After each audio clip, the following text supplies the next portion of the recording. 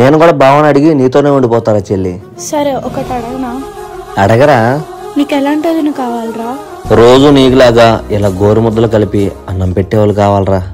అది కాక మనకు అమ్మా నాన్న లేరు కదా, ఒకవేళ పెళ్ళి అయితే ఆ లోటు లేకుండా చూసుకునే వాళ్ళు కావాలరా.